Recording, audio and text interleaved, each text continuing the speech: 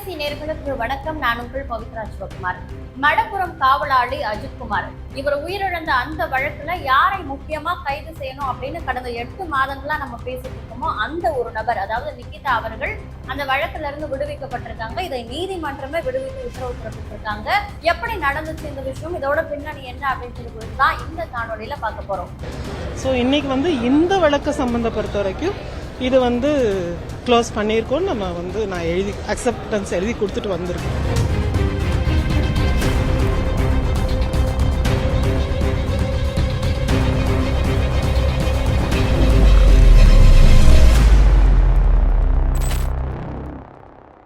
மடப்புறம் காவலாளி அஜித்குமார் எப்படி உயிரிழந்தாரு அப்படின்றது எல்லாருக்கும் தெரியும். இருந்தாலும் இந்த இடத்துல நினைவுபடுத்துறதுக்காக மீண்டும் ஒரு முறை சொல்லிடுறேன். திருப்புவனம் மடப்புறம் பத்ரகாளியம்மன் கோவில்ல காவலாளியா பணிபுரிஞ்சிட்டு இருக்கவர் தான் 29 வயதான அஜித்குமார். இவர் மீது அந்த கோவிலுக்கு பக்தரா வரக்கூடிய நிகிதா அப்படின்ற ஒரு பெண்மணி 10 சவரன் நகை என்னுடைய கார்ல இருந்து திருடிட்டாரு. அதாவது என்னுடைய காரை பார்க் பண்ணிட்டு வர சொல்லி இந்த காவலாளி கிட்ட நான் என்னோட கீயை கொடுத்தேன். அப்ப காரை பார்க் பண்ண போகும்பொழுது கார்ல இருந்த 10 சவரன் நகை இவர் திருடிட்டாரு. இவர் காரை விட்டதுக்கு அப்புறமா கார்ல அந்த நகை இல்ல அப்படின்னு சொல்லி காவல் அதிகாரிகள் சில பேர் உயர் அதிகாரிகள் மூலமா அவரை கைது செய்ய வச்சிருக்காங்க. கைது செய்து அந்த விசாரணையின் போது இவர் கடுமையாக தாக்கப்பட்டு உயிரிழந்துட்டார். அதாவது எந்த அளவுக்கு கடுமையா தாக்கப்பட்டார் அப்படின்னா, இவர் மீது பிறப்புறப்புல மிளகாய் பொடி கொட்டி அந்த அளவுக்கு அடித்து சித்திரவதைப்படுத்தி இவர் உயிரிழக்கப்பட்டாரு. அதற்கு பின்பு நிகிதா தான் இதற்கு காரணம். அந்த நகை தொலைந்தே போகல. அதை நேரில் பார்த்தவர்கள், அந்த கொடுமைகளை நேரில் பார்த்தவர்கள் சில வீடியோக்களை எடுத்து வெளியிட்டதும், அஜித்குமார் கூட இருந்த நண்பர்களும் அஜித்குமாருக்கு முன் கைது செய்யப்பட்ட அவரோட தம்பியும்லாம் சில வாக்குமூலங்களை வெளியே கொடுப்பதன் மூலமா அஜித்குமார் மேல எந்த தப்பும் கிடையாது, அந்த நகை தொலைந்தே போகல, நிகிதா கொடுத்தது ஒரு பொய் புகார் அப்படின்னு சொல்லிட்டு நிறைய விஷயங்கள் வெளியே வந்துச்சு.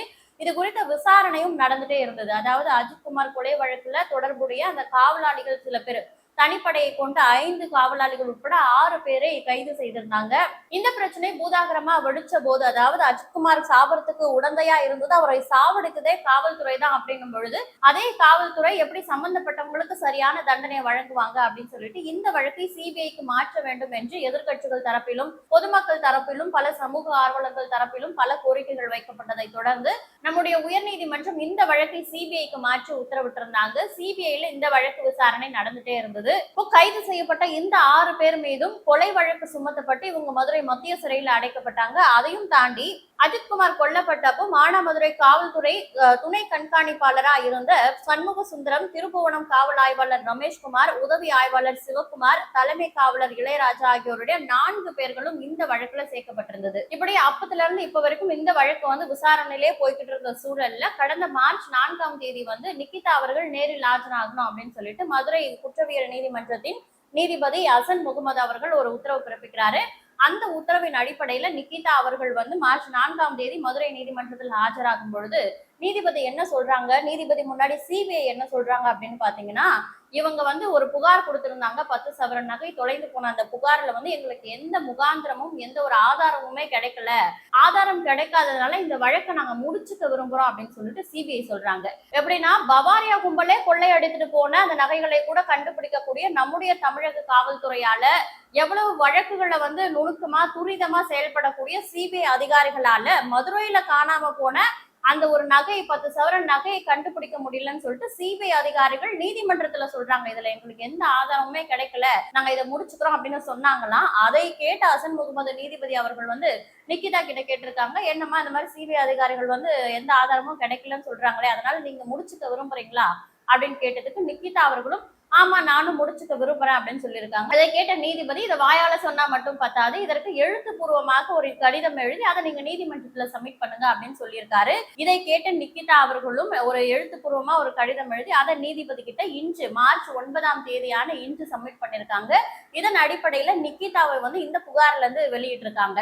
அதாவது 10 சவரன் நகை தொலைந்து போனது, இப்போ நகை விற்கிற வேலையில இந்த 10 சவரன் நகையே வேண்டாம், இதை நான் வழக்க முடிச்சுக்கிறேன் அப்படின்னு சொல்லிட்டு நிகிதா அவர்கள் இந்த வழக்குல இருந்து வெளியே வந்திருக்காங்க. இதை வெளியே வந்துட்டு அதுக்கப்புறம் அவங்க ஒரு பிரஸ் மீட் கொடுக்குறாங்க. அதுல பல விஷயங்கள் பேசுறாங்க. 4th அன்னைக்கு வந்தோம், எல்லாரும் வந்திருந்தீங்க. அதுக்கப்புறம் அன்னைக்கு அந்த பர்டிகுலர் கோர்ட்டோட ஜட்ஜ் சார் இல்லை, அவங்க லீவ்ல இருந்தாங்க. ஸோ இன்னைக்கு வர சொன்னாங்க, இன்னொரு டேட் கொடுத்து. இதில் சிபிஐயோட ரிப்போர்ட் சப்மிட் பண்ணியிருந்தாங்க இல்லையா, அதுக்குரிய அவங்க என்னன்னா இதில் எந்த லீடும் கிடைக்கல, அதனால க்ளோஷர் பண்ணலாம் நாம் அக்செப்ட் பண்ணிக்கிட்டா, அதாவது நான் அக்செப்ட் பண்ணிக்கிட்டா அப்படிங்கிற மாதிரி அவங்க நோட் பண்ணியிருந்தாங்க. ஃபுல்லாக படித்து பார்த்தேன்.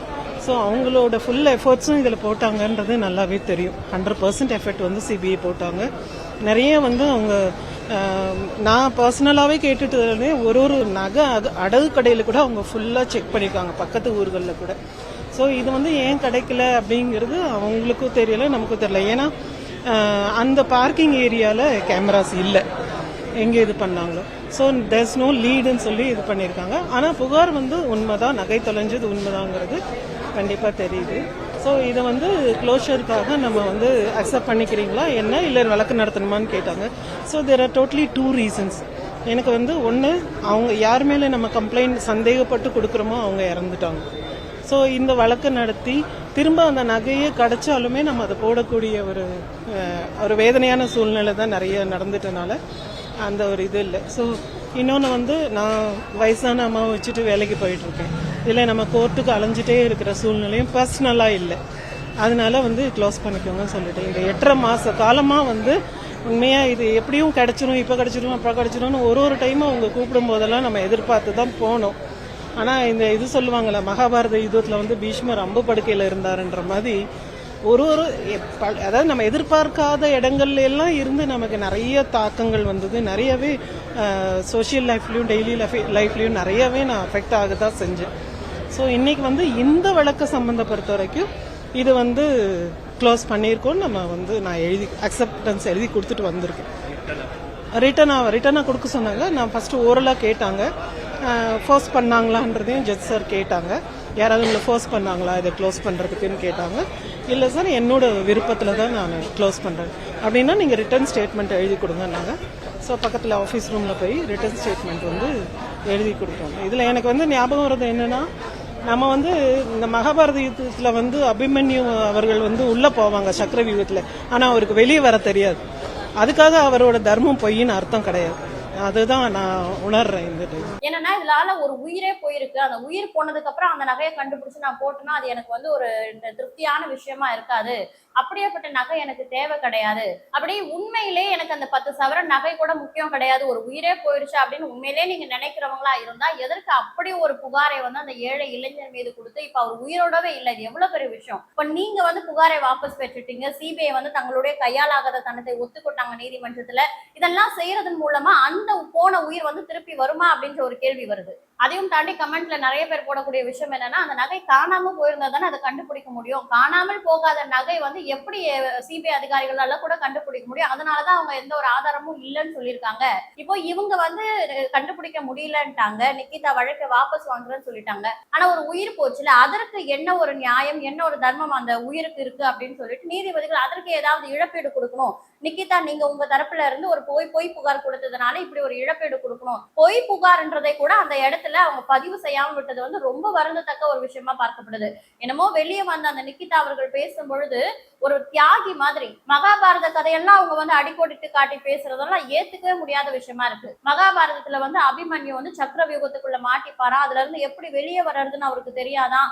வெளியே வருதுன்னு தெரியாததுனால அவர் வந்து அவருடைய தர்மம் பொய்ன்னு அர்த்தம் கிடையாது, தர்மம் நிலைச்சிருச்சு அப்படின்னா இவங்க பேசுறது வந்து எப்படி ஏத்துக்க முடியும்னு தெரியல. உண்மையிலே இவங்க அந்த போன உயிருக்காக வருந்துகின்ற ஒரு நபரா இருந்தா அவங்களுடைய குடும்பத்திற்கு என்ன இழப்பீடு கொடுத்திருக்கணும்? கடந்த 1 மாதத்துக்கு முன்னாடி பிரஸ் மீட்ல பேசக்கூடிய அஜித்குமாரின் தாய் அவர்கள், என் பிள்ளை உயிரே போனா கூட பரவாயில்ல, அவன் மீது சுமத்தப்பட்ட அந்த திருட்டு பழி வந்து போகணும், அந்த நிக்கிதாவை பொய் புகார் அளித்த நிக்கிதாவை வந்து கைது செய்யணும் அப்படின்னு பேசுறாங்க. இந்த ஏழைகளுக்கு வந்து உயிரே போனாலும் பரவாயில்ல, எவ்வளவு பண கஷ்டம் பட்டாலும் பரவாயில்ல, ஆனா நம்ம கௌரவமா வாழணும் அப்படின்ற ஒரு விஷயம் மட்டும் இந்த நடுத்தர மக்களுக்கும் சரி, எவ்வளவு ஏழை மக்களா இருந்தாலும் இந்த சுயமரியாதை அப்படின்ற ஒரு விஷயம் அதிகமாவே இருக்கும். அந்த விஷயம் தான் அந்த அஜித்குமாருடைய தாய் அவர்கள் பேசும்பொழுதும் வெளிப்படுது. என் புள்ள உயிரே போனாலும் பரவாயில்ல, என் புள்ள திருடம் கிடையாது அப்படின்னு சொல்லக்கூடிய விஷயங்கள் அவ்வளவு நமக்கு வந்து உணர்ச்சி பூர்வமா இருந்தது. ஆனா இவ்வளவு விஷயங்களையும் பார்த்ததுக்கு பின்பும் கூட நிக்கிதா அவர்களை இந்த வழக்குல நகை கிடைக்காததுக்கான ஆதாரங்கள் இல்லை அப்படின்னு சொல்லி வெளியிட்டிருக்கிறது எந்த வகையில நியாயம்? இதுதான் நம்மளுடைய சோசியல் ஜஸ்டிஸா அப்படின்ற ஒரு கேள்வியை எழுப்புது. இதுக்கு முன்னாடி கூட NCERT புத்தகத்துல வந்துட்டு நீதித்துறையில் ஊழல் சொல்லிட்டு ஒரு டாபிக் இருந்ததுன்னு சொல்லி ரொம்ப எல்லாரும் மருந்து இருந்தாங்க. பார் கவுன்சில்ல இருக்கக்கூடிய மூத்த உறுப்பினர்கள் ஆகட்டும், நீதிபதிகள் ஆகட்டும், நீதிபதி சூரியகாந்த் அவர்கள்லாம் ரொம்ப வருந்தி பேசியிருந்தாரு. நீதித்துறையை வந்து என்ன நினைச்சிட்டீங்க அப்படின்ற மாதிரிலாம் பேசியிருந்தாங்க. இப்போ இது போன்ற சூழல்கள், இது போன்ற விஷயங்கள், இது போன்ற வழக்குகள்லாம் நடக்கும் பொழுது, குற்றவாளி எளிதா வெளியே வரும் பொழுது இது இப்படித்தான் நீதித்துறையை மக்கள் நினைக்கிறாங்க அப்படின்றத நீதிபதிகளும் புரிஞ்சுக்கணும். எல்லா நீதிபதிகளும் தவறானவர்கள், நீதித்துறையே தவறு அப்படின்னு சொல்ல வரல. ஆனா கொஞ்ச நாளுக்கு முன்னாடி கூட ஒரு நீதிபதியின் வீட்டுல வந்து ஒரு ஆக்சிடென்டா நடந்த ஒரு தீ விபத்துல கட்டுக்கட்டான பணம் எரிஞ்சு வெளியே வந்த அந்த காட்சிகளை கூட நம்ம பார்த்திருக்கோம். அப்போ ஒரு நீதிபதியின் வீட்டுல கட்டுக்கட்டா இவ்வளவு பணம் எப்படி வந்தது அப்படின்னு சொல்லிட்டு அதுல சம்பந்தப்பட்ட அந்த நீதிபதியால கூட சரியான விளக்கம் கொடுக்க முடியாம தவிச்சிட்டு இருக்காரு. சோ இது போன்ற விஷயங்கள் எல்லாம் பார்க்கும் பொழுது நீதித்துறை ஏழை மக்களுக்கு ஆதரவா இருக்கா, இல்ல பணம் படைத்தவர்களுக்கு ஆதரவா இருக்கா, யாருக்கு சாதகமா இருக்கு அப்படின்ற ஒரு கேள்விதான் எல்லாருக்கும் வருது. இந்த கார்த்தி படத்துல ஒரு டைலாக் ஒன்று வரும், உங்களுக்கு எல்லாம் ஒரு பிரச்சனைனா இந்த எம்எல்ஏ கிட்ட வரீங்க, இந்த எம்எல்ஏக்கு ஒரு பிரச்சனைனா யார்கிட்ட போறது அப்படின்ற மாதிரி. அப்படி தமிழ்நாடு காவல்துறையால ஒரு பிரச்சனையை சால்வ் பண்ண முடியல அப்படின்னா தான் சிபிஐ நாடி போவாங்க. ஆனா சிபிஐயே ஒரு 10 சவரன் நகை எங்களால கண்டுபிடிக்க முடியல அப்படின்னு சொல்லிட்டு நீதிமன்றம் முன்னாடி வெக்கி தலை குனியும் பொழுது எந்த பிரச்சனைக்கு மக்கள் யார போய் நாடுவாங்க? இது போல முக்கியமான பிரச்சனைகள்லாம் யாரால தீர்த்து வைக்கப்படும் அப்படின்ற ஒரு கேள்வி வருதுல. இந்த விஷயத்துல எனக்கு தோன்றிய பல கருத்துக்களையும் சந்தேகங்களையும் உங்களோட பகிர்ந்துகிட்ட. இந்த வழக்கு குறித்து உங்களுடைய கருத்து என்ன அப்படின்றத கமெண்ட்ல சொல்லுங்க. அதுவரை உங்களிடமிருந்து விடைபெறுவது பவித்ரா சிவகுமார்.